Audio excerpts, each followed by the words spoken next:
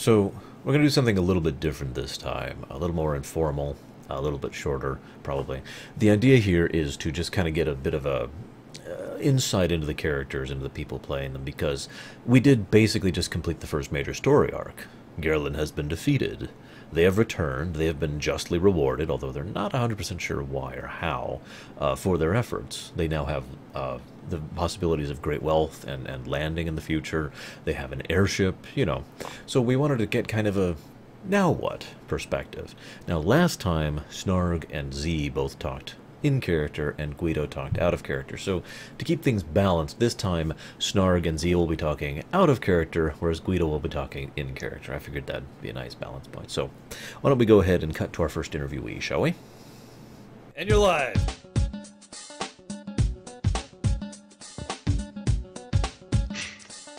I'm really not prepared for this at all. Alright, so now what?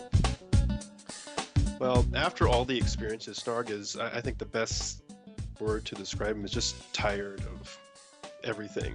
He's seen quite a bit, gone through quite an emotional roller coaster, seeing friends, almost family, get slaughtered, having to kill one of them. And he's really through trying to play nice. Since he's just been handed, or rather the group has just been handed an airship, he does want to make use of that in order to build up this PMC / mercenary, whatever you want to call it, group called the Blood Fox.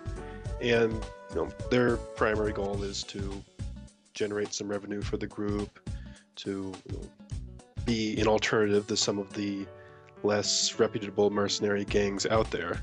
But he also wants to get something going in order to have a elite fighting force on call in case something ever happens, which he thinks is going to happen because he's heard all about the shadows, which is supposedly some mysterious threat that even the Scions couldn't do anything about.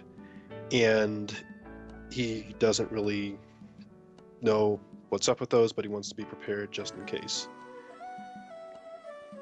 With the funds that they have gathered, he is planning on trying recruiting some of the people that he has encountered before, and hopefully they'll be able to lend some help. He wants to follow up on some of the old things that he's been keeping literally in his pack for a while, to get some researchers to look at things like the wand, maybe get some archaeologists to go and help him with excavating some of the Scion ruins, go and see if that big massive flying fortress is still around with the help of the airship. There's a lot of stuff he wants to go and do. I think that, his arc is kind of mellowed out at this point. He's a little more set on, I want to institute some change now, and I don't want to be Mr. Nice Guy about it anymore. Tried that, kept being burned over and over and over and over again, so we're done with that. If we've got to crack a few heads to get what we need, so be it. Doesn't really care at this point. So he's going to be trying that out and seeing how that works out, for better or for worse. Might make a few enemies in the meantime, but not really to the point of caring like he was in the past now. We'll see where that goes.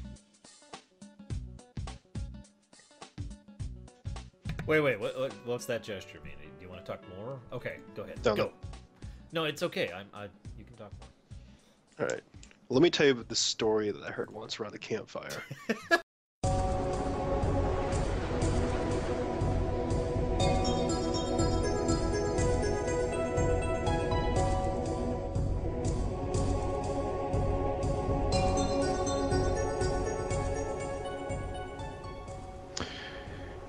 Guido of Granite Holm.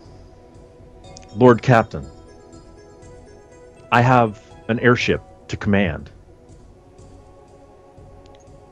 Still trying to wrap my brain around this. I'm not... What am I supposed to do? Now I have people that report to me. My party members are expecting me to take command.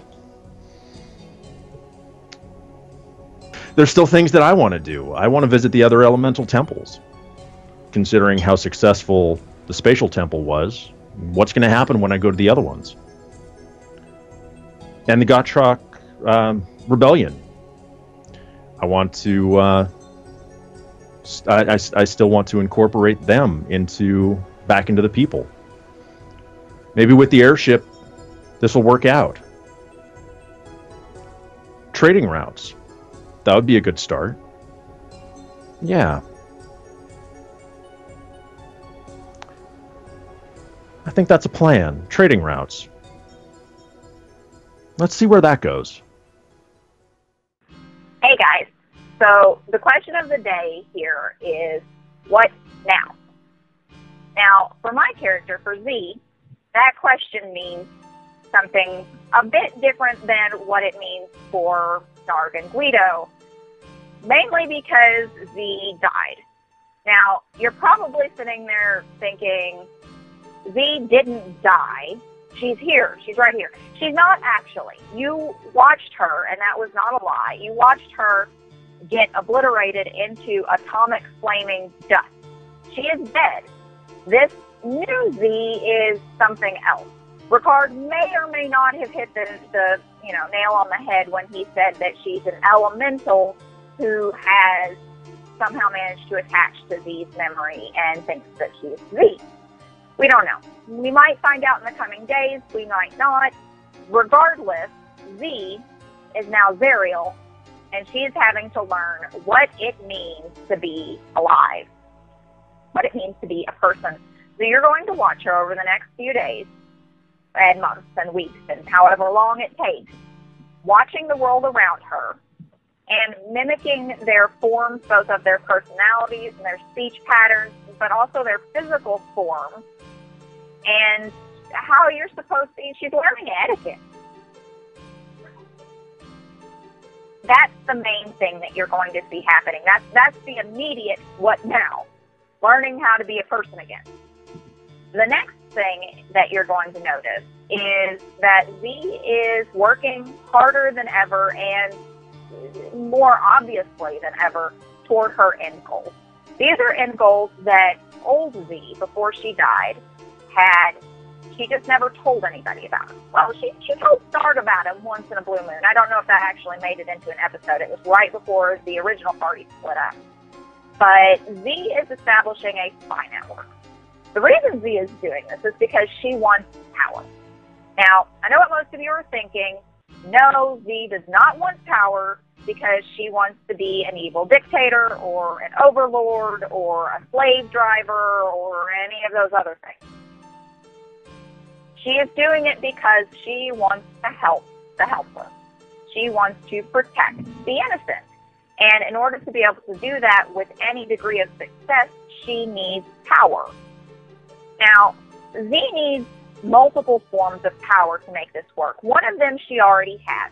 She has personal power. She's a level, I think we're level 9 at this point, Black Mage. That means that if you try to oppose her physically, she can melt your face off with a bio. You actually watched her disintegrate somebody in the old party. Like literally physically disintegrate him. Yeah. So she has personal power.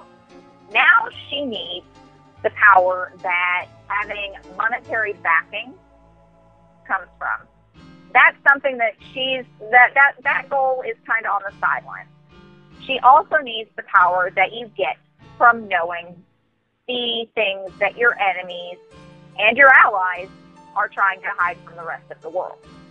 She needs the power to be able to coerce people through, let's just say blackmail or trading favors. That's a nicer way to put it. Again, not evil. Doing this for the betterment of the innocent. If she happens to, get rid of a few corrupt politicians in the middle of that, she's okay with that. And so am I. And then, the last type of power is kind of mixed in with the information power. She needs political power. She needs the power and the clout to be able to go to people and say, I want this done. And then it happens. So as part of this, wanting to help the needy, she's establishing a spy network. That will give her the power of information. The power of information will lead to money.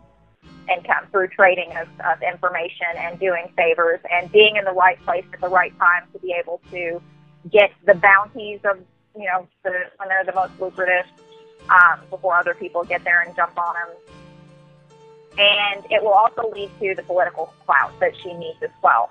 Once she has those fully established, she wants to set up a school for orphaned children, both desolate and normal children. She also wants to set up a community where desolates are welcome to practice without fear of prejudice or stoning or exile or death. And you're probably sitting here going, okay, that's not like Z at all. Well, it actually is, because what you guys don't see behind her very icy and abrasive personality of old Z is Z's incredibly harsh background. She was born a desolate, so all sorts of really terrible things happened to her as a child, and as a direct result of that, she became very jaded, which is where you get the abrasive. But that didn't stop her from having a drive to not get revenge on people for being, for desolates everywhere. Not just save desolates, but save people that she considers innocent and helpless, regardless of their circumstance.